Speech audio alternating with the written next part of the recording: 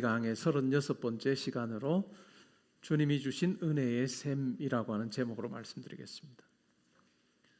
삼손이 블레셋 사람 1000명을 칩니다. 그런데 그 직후에 목이 말라서 죽을 것 같아서 하나님께 부르짖습니다.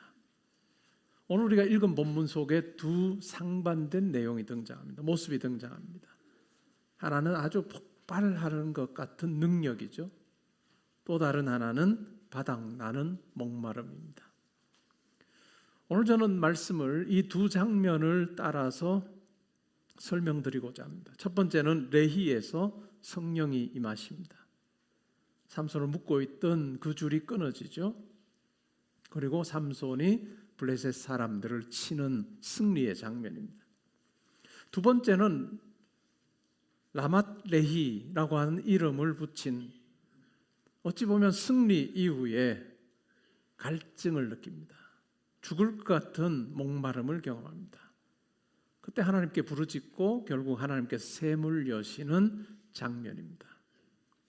우리가 이 두 장면 속에서 생각해 볼 영적인 교훈이 있습니다.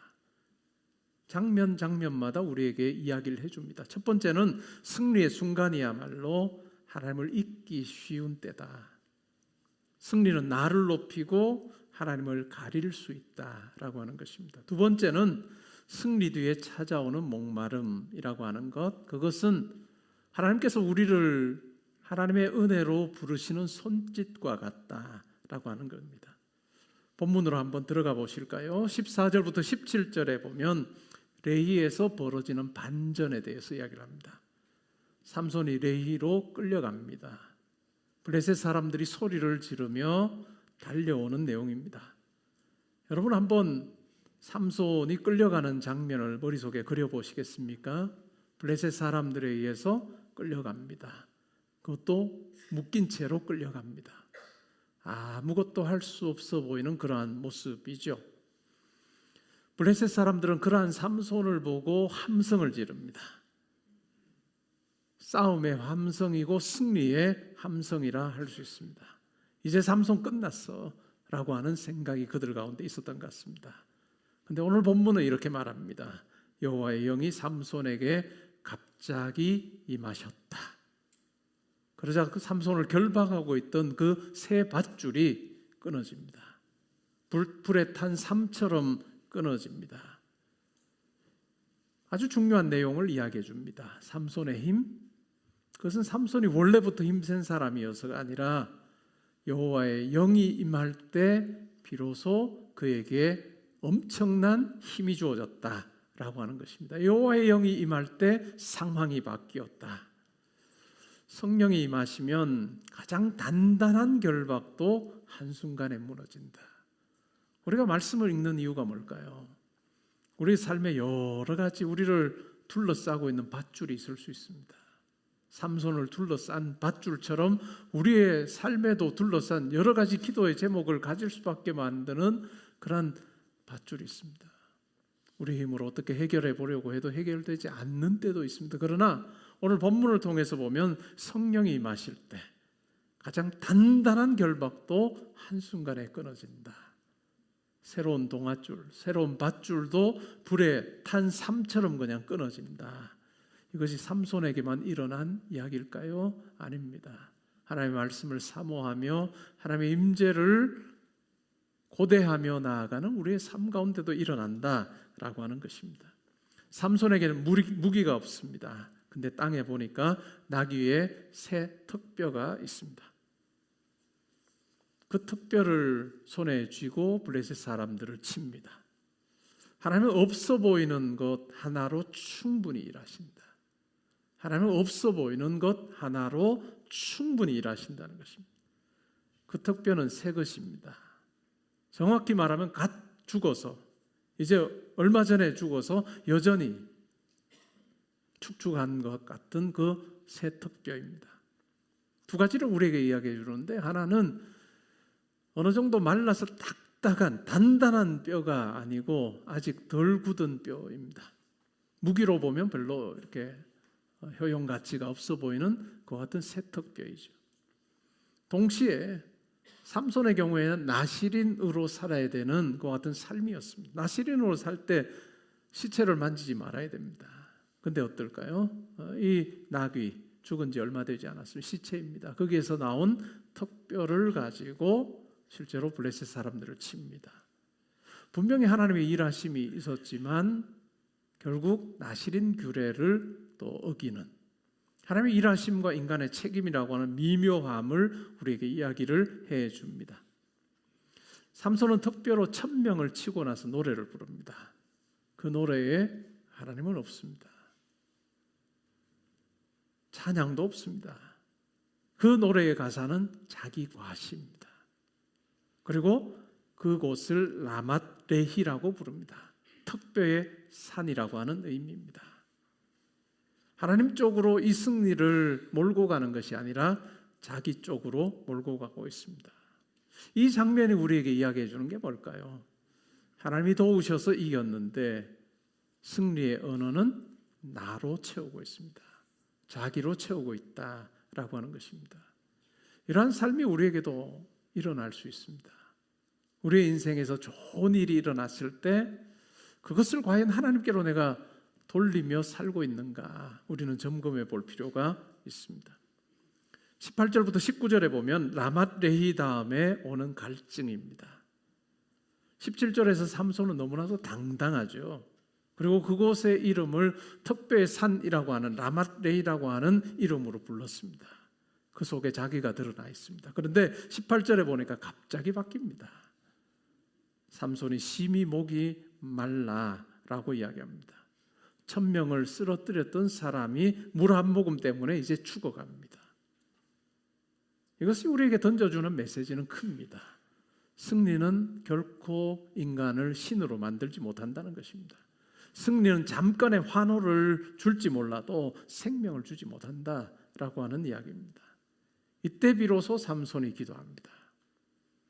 사사기의 삼손 이야기 속에서 비로소 하나님의 이름이 삼손의 입에서 터져나오기 시작합니다. 기도는 이렇습니다. 주께서 종의 손을 통하여 이 큰 구원을 베푸셨사오나 내가 이제 목말라 죽어서 할례 받지 못한 자들의 손에 떨어지겠나이다 라고 이야기합니다. 좋은 고백 같습니다. 그런데 동시에 이 속에 삼손다운 냄새가 납니다. 여전히 삼손은 이스라엘 민족보다는 자기가 중요합니다. 자기의 생존이라고 하는 것이 더 소중한 사람입니다. 할례 받지 못한 자들의 손에 내가 넘어가게 되었습니다 라고 이야기합니다. 평소에는 할례 문제 심각한 것 같지 않았습니다. 그러나 위기 속에서 갑자기 그것을 끄집어내고 있습니다. 그럼에도 불구하고 하나님께서 응답하십니다. 하나님께서 레위의 움푹한 곳을 터뜨리시니 물이 나왔다라고 하는 이야기입니다. 삼손이 마시고 살아납니다. 그리고 그 샘 이름을 에낙고레라고 부릅니다. 에낙고레의 뜻이 뭘까요? 부르짖는 자의 샘입니다. 부르짖는 자의 샘입니다. 오늘 본문에 보면 부르다라고 하는 이 말이 반복해서 사용이 되는데 삼손이 먼저 그 땅의 이름을 라맛레히라고 불렀습니다. 턱뼈의 산이라고 불렀습니다. 그런데 이제는 그가 하나님께 부르짖습니다. 하나님을 부르기 시작합니다. 자기 이름을 남기던 그 입이 살기 위해서 하나님을 부르고 있습니다. 승리 뒤의 목마름, 그것은 우리를 다시 하나님께로 돌려 세우는 은혜의 신호고 은혜의 손짓입니다.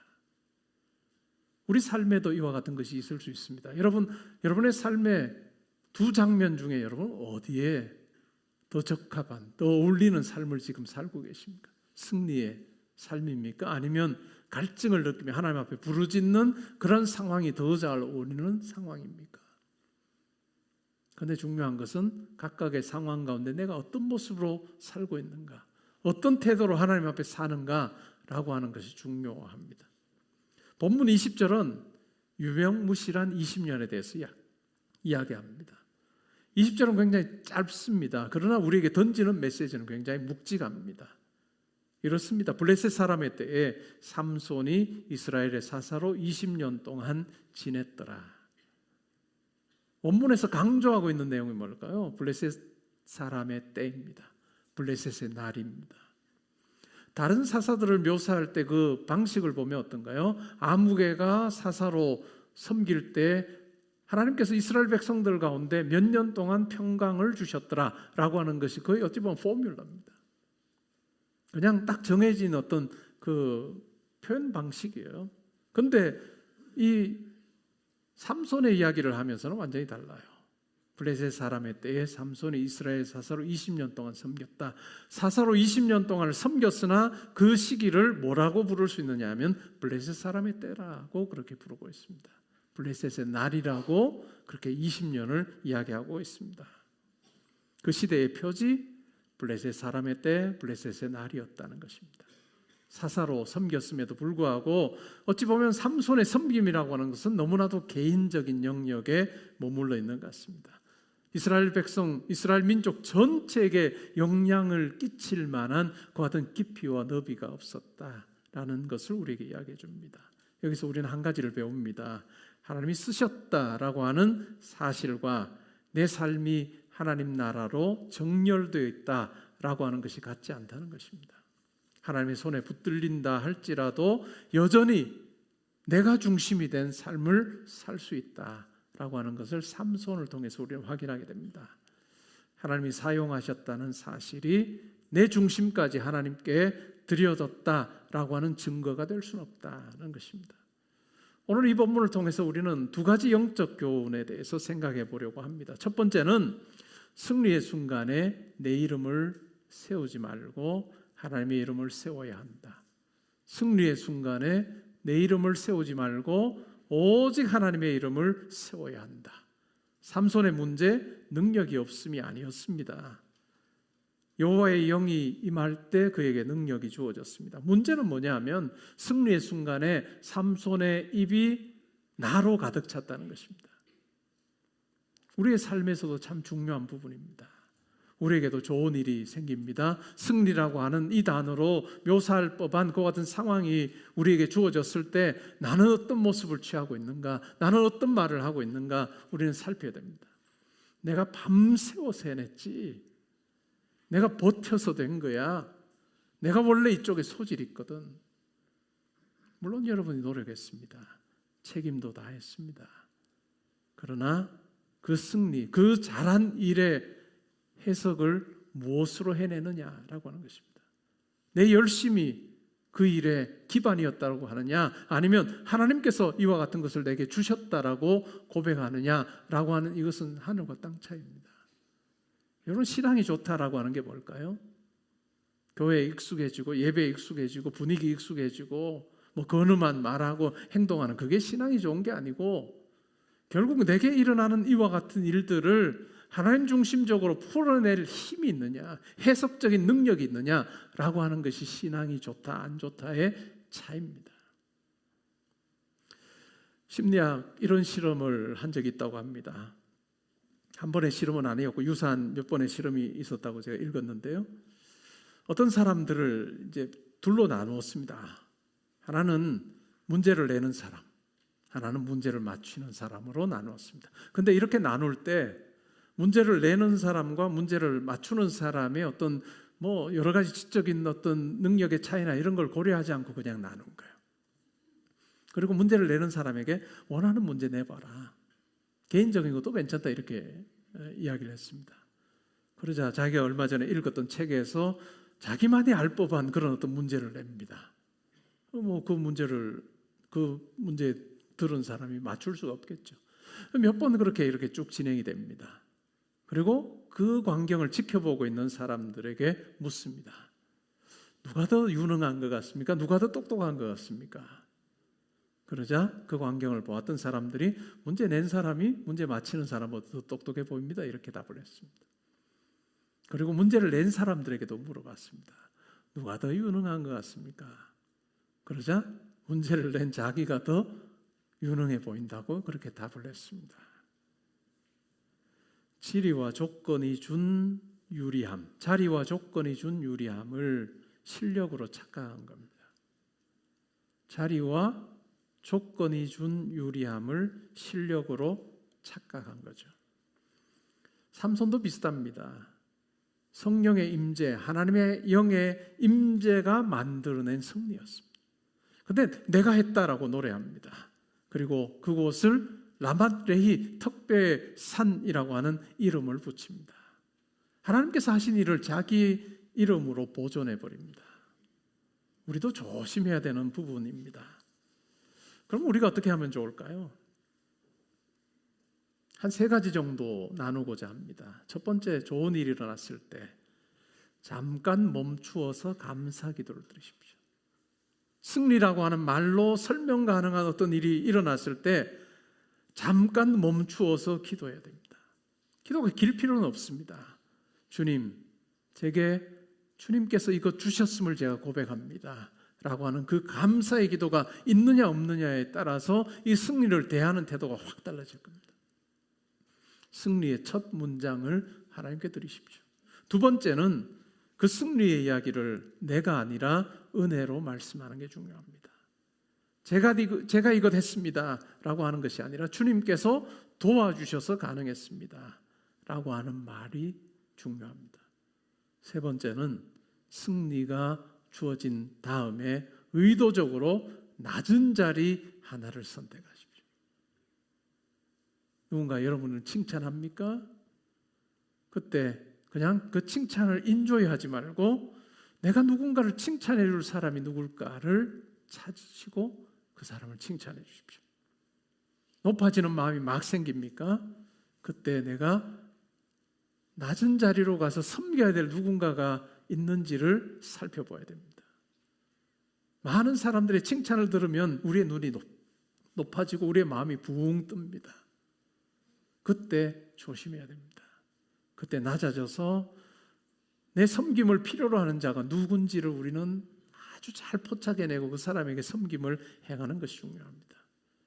이것이 승리의 독을 씻어내는 아주 중요한 방법이고 그것은 섬김입니다.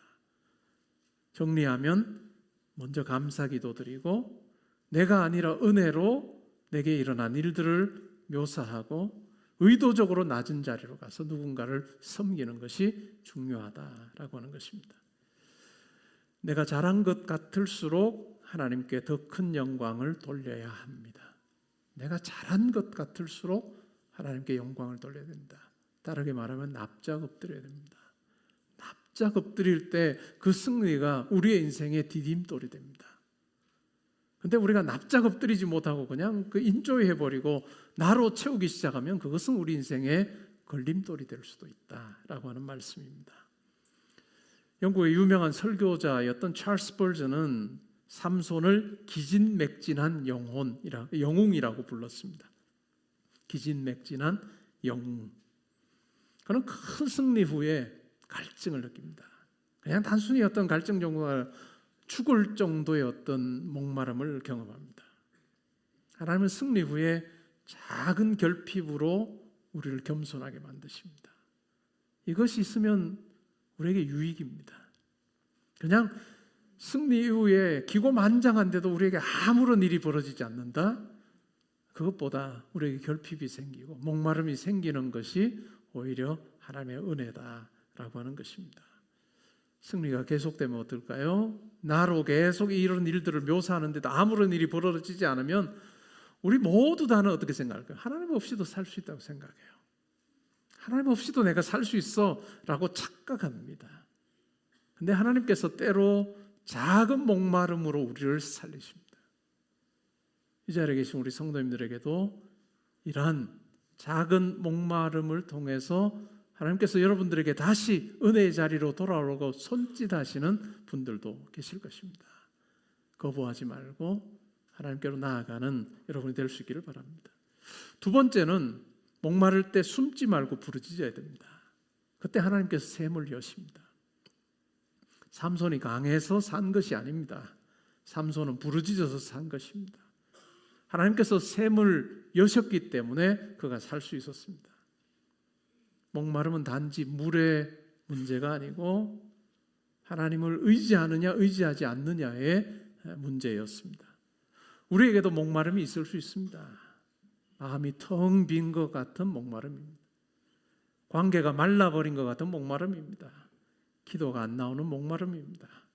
예배가 형식으로 남아버리는 목마름입니다. 때로는 죄책감과 불안에 타는 목마름입니다. 그런데 중요한 것은 이러한 목마름 자체가 실패를 의미하는 것은 아닙니다. 오히려 하나님이 우리를 샘으로 부르고 계시는 표지일 수 있다. 하나님이 우리를 샘으로 부르고 계시는 표지일 수 있다라고 하는 것입니다. 삼손은 라맛레이에서 자기 이름을 세웠습니다. 하나님은 그런데 에낙고레에서 부르짖음을 기억하게 하셨습니다. 하나님은 삼손에게 이렇게 가르치신 거예요. 너는 전쟁에서도, 너는 싸움에서도 나를 필요로 했지만 사실은 물 한 모금에서도 나를 필요로 하는 존재다. 그걸 잊지 말아라 라고 하시는 것입니다. 우리가 어떻게 하면 실천할 수 있을까요? 첫 번째는 목마름을 참는 것이 믿음은 아닙니다. 믿음은 부르짖는 것입니다. 기도가 거창할 필요 없습니다. 주님, 제가 지금 목말라 있습니다. 주님이 내 영혼을, 내 삶에 이 갈증을 해소해 주지 않으시면 저는 살 수 없음을 고백합니다 하는 그 기도가 우리 가운데 필요합니다. 두 번째는 영적 수분 보충의 리듬을 만드는 것이 중요합니다. 하루를 시작하면서 감사 기도로 시작하는 것입니다. 오늘 하루를 하나님께서 내게 선물로 주셨다라고 하는 마음으로 잠자리에서 일어날 때 할 수 있으면 엎드리는 것도 좋고, 아니면 앉아서 1분이라도 오늘 내게 주신 이 하루라고 하는 선물에 감사하는 것이 중요합니다. 그리고 우리 교회가 하는 경건생활 트래킹을 여러분이 정한 시간에 해보십시오. 10분이어도 좋습니다. 5분이어도 좋습니다. 3장, 4장을 다 읽기가 어려우신 분들은 한 장이어도 좋습니다. 하나님의 말씀을 읽고 기도하는 것입니다. 그리고 우리 교회에서 하는 거룩한 시간, 거룩한 공간을 확보하는 것입니다. 하루 중에 가운데 정도에 되는 시간, 점심 식사 후에 5분이든 10분이든 10분도 길죠. 5분이면 저는 충분하다고 생각합니다. 식사 후에 5분입니다. 다른 사람들의 방해받지 않는 그 공간을 찾는 것입니다. 그 시간을 찾아서 루틴하게, 다른 사람이 보기에는 저 사람 밥 먹고 나면 항상 산책하는 것 같아요. 5분 정도. 그렇게 생각할 수 있는 그 시간이에요. 그 공간이에요.